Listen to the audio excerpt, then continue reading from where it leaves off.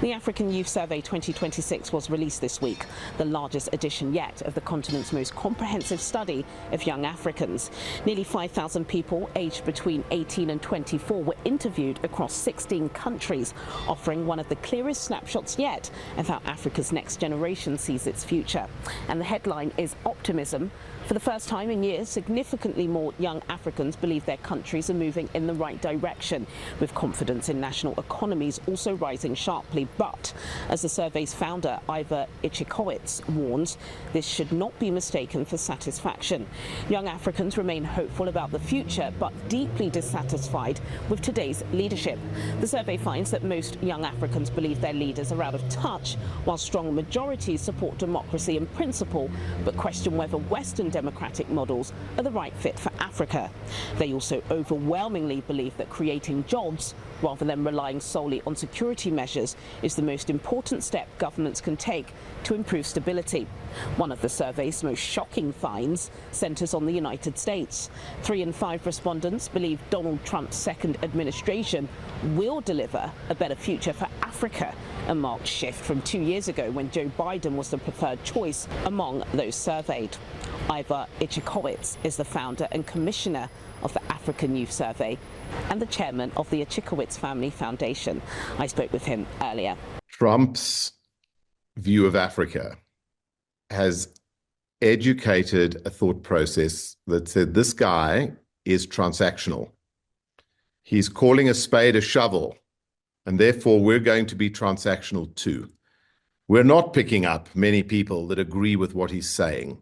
We're not picking up many people that agree with how he's saying it, but we have a demographic, a youth population in Africa today that understands the concept of being transactional.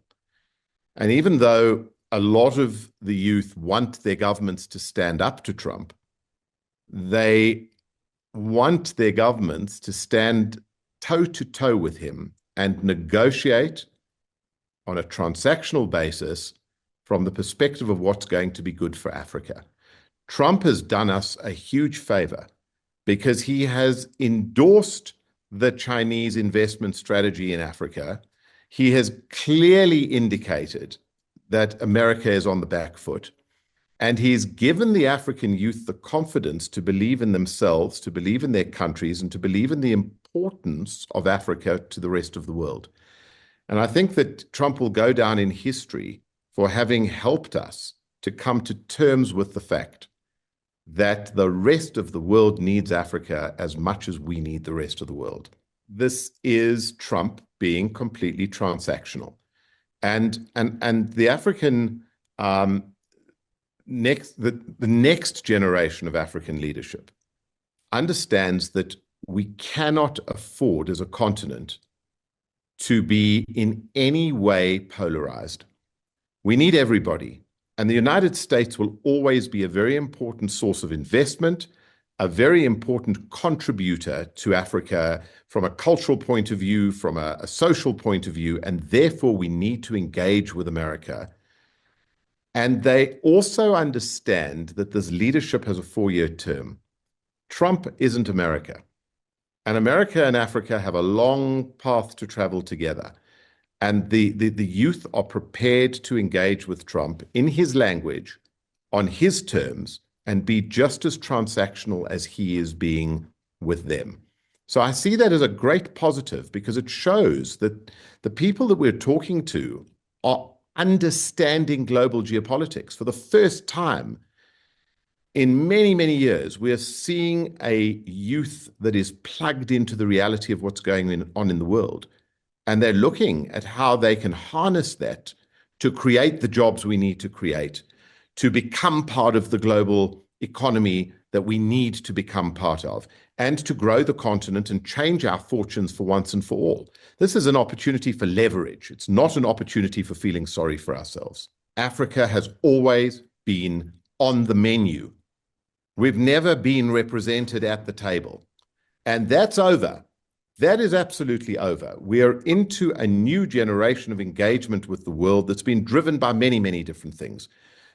Geopolitics, a particular moment in history, the fact that we are now a generation that no longer has the shackles of apartheid or colonialism on our shoulders. We're a generation that gets the fact that the world is becoming more and more dependent on us. And I think that there is not, we are not as a continent going to ever allow ourselves to be on the agenda in a discussion that we're not participating in. The youth are telling us that the multilateral agencies that were set up to give aid to Africa are no longer relevant. What is relevant is committees and dialogues around investment in Africa. And you're not going to tell us how you're going to make investment on our continent. We're going to work together to work out what's going to be best for you and best for the continent. And I think that inflection point is now for a number of reasons. First of all, it's because in 2026, we're dealing with a generation of leaders that are completely born free. And as much as they're prepared to engage with history, they're not prepared to allow that history to define them. Still to come on Channel's Business Global, what Africa's next generation really thinks about its leaders, democracy and the continent's future. More from my conversation with Iva Ichikowicz, founder of the African Youth Survey. Then an exclusive report from Coventry Cathedral, where 40 Niger Delta scholars who graduated with distinction from UK universities are honoured for their academic achievement.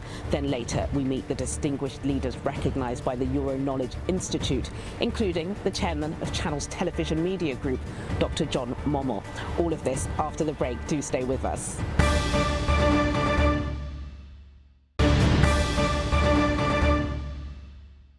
Welcome back to Channel's Business Global with me, Juliana Olayinka, reporting from just outside the Palace of Westminster in central London, where global power, policy and markets intersect. Africa's youth are optimistic about tomorrow, but they're demanding more from today's leaders. Earlier, I had a discussion with the founder and commissioner of the African Youth Survey, Iva Ichikowicz. Let's return to that conversation. As in all surveys, there are outliers. By and large, the African youth are positive about the future of the continent. A big percentage see their countries going in the right direction. A lot don't. But Nigeria is, first of all, a serious outlier from that perspective. The Nigerian youth are not as positive about the future as the rest of the continent. 75% of Nigerian youth don't believe the country is going in the right direction. Now, the perception of the country going in the right direction is a very broad kind of a range of issues that affect it. But 75% of the Nigerian youth do not believe their country is going in the right direction.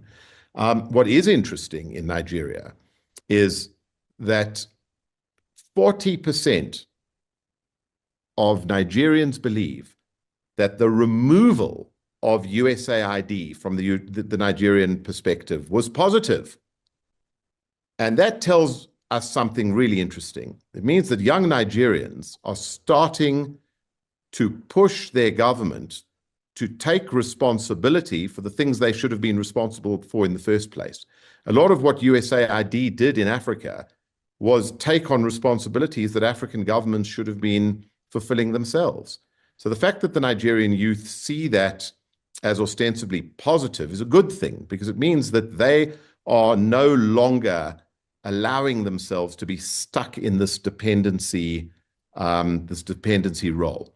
I think the other thing is that the Nigerian youth are telling us that they believe in democracy as a fundamental mechanism of government.